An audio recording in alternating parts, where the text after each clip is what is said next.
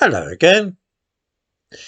As the 75th anniversary of the arrival of the Empire Windrush approaches in June, we are seeing a concerted effort to misrepresent what actually lay behind the influx of immigrants from the West Indies in the 1950s and 1960s.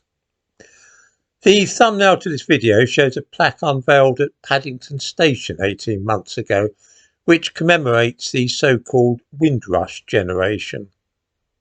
You will observe the two central claims now made about this wave of immigration, that in the first place those people came to help rebuild war-torn Britain, and also that many of them had served the Crown during the Second World War. One of the claims is wholly false and the other exceedingly doubtful. Let us look first at the doubtful claim, that which refers to many of the immigrants having served the Crown during the Second World War. In the description to this video, I give a link to a few figures about this. We see, for example, that 16,000 people from the British Islands of the Caribbean volunteered for service during the war. Some of these people joined the Canadian Air Force. However, 40,000 went to the United States to support the Allied war effort there.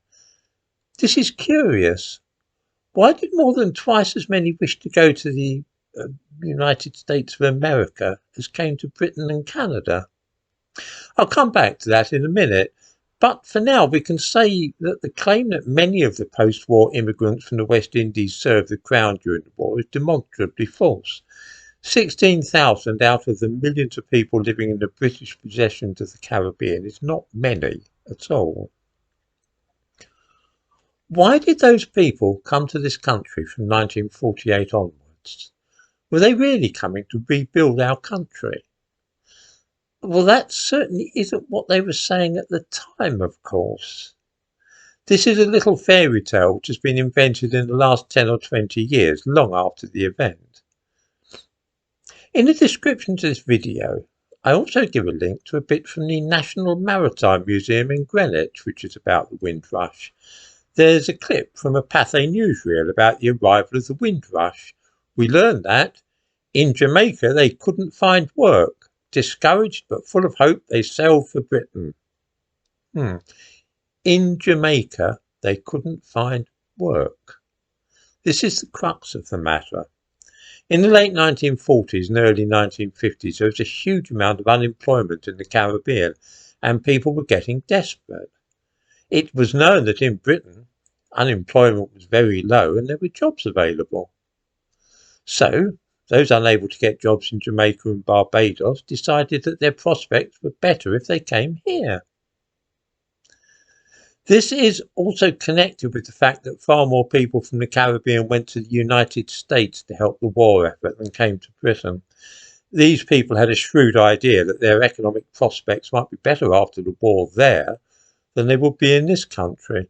It was self-interest to choose to help the American war effort rather than that in this country.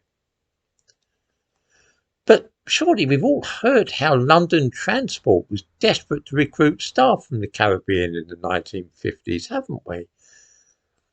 That must be true, that we asked help from the West Indies to solve a labour shortage.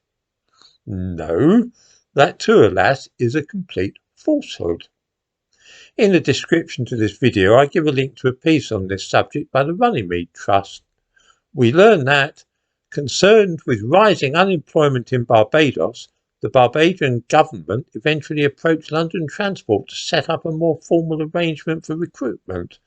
In 1956, London Transport became the first organisation to operate a scheme recruiting staff directly from the Caribbean.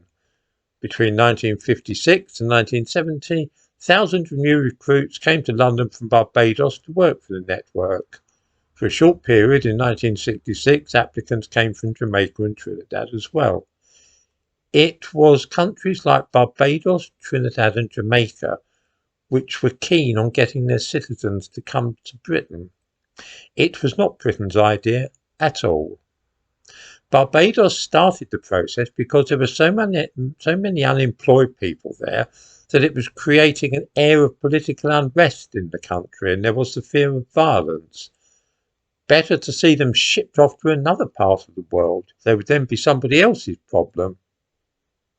The post-war immigration was in the interest of the West Indies, not Britain.